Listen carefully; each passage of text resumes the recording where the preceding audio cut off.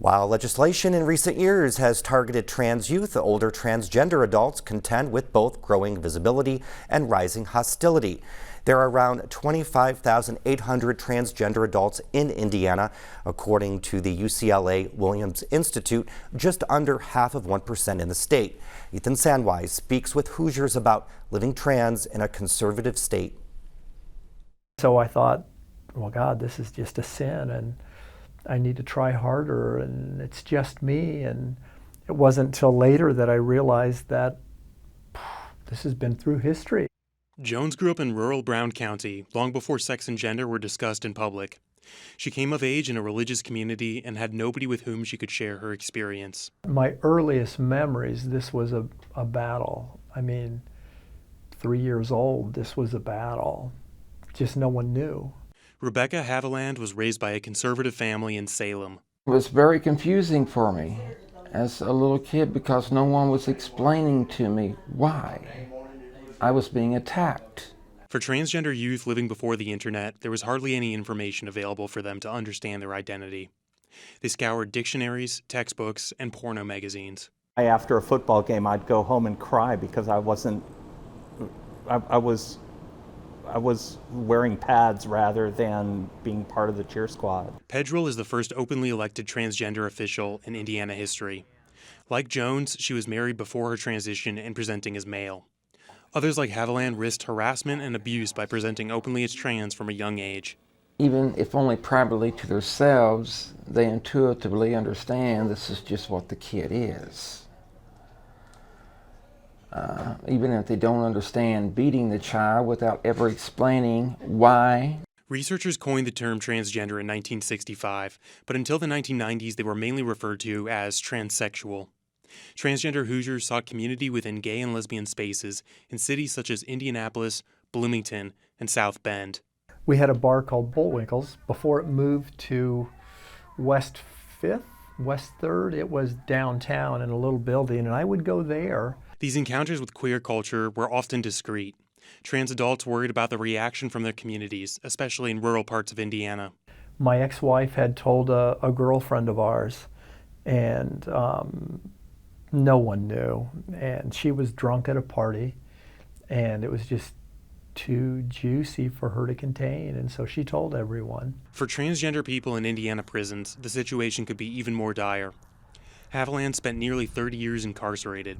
Until the 2012 Prison Rape Elimination Act, all trans women were housed with male inmates, a practice that still continues in some places today. Sometimes you would have staff or gang members like, okay, let's move this trainee over from this working housing unit, put them in a dorm controlled by their gang, just for sport. Despite the risks, many trans Hoosiers choose to live openly as their gender, navigating life among both left-leaning and conservative friends. I've done my best, especially since getting elected in 2019, to be out and representing in places that aren't always so familiar. After she was outed, Jones opened Rachel's Cafe, one of the most visibly queer spaces in Bloomington.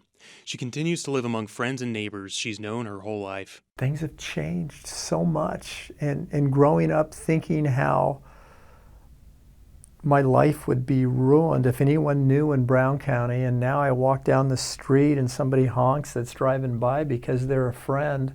Who'd have thought? I believe that in their minds, I'm kind of their token. You know, trans people in general are like, make them feel uncomfortable, but they're okay with me. Jones and Haviland describe acceptance by friends and family who still espouse transphobic ideas on social media. Haviland says that in spite of greater visibility, not much has changed from the perspective of a trans woman living without secure housing. I never experienced so much bigotry, so much conservative bigotry in Bloomington until I was out pounding the street every single day, trying to get a job. The political landscape is changing.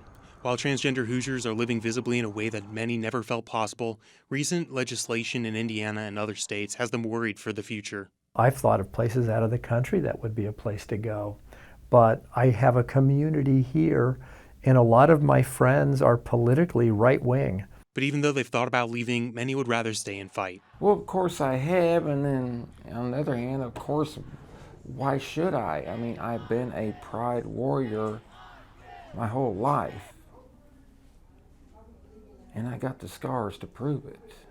Pedro is now running for Indiana's Senate. She wants young transgender people to enter politics, not just to defend their own rights, but to advocate for causes they care about beyond their gender identity. I love this community too much to leave here. I love this state too much to leave here. For Indiana News Desk, I'm Ethan Sandweiss. Legislation in Indiana in the past few years has banned gender-affirming care for state inmates. A federal court struck down a 2023 law that would have banned affirming care for minors.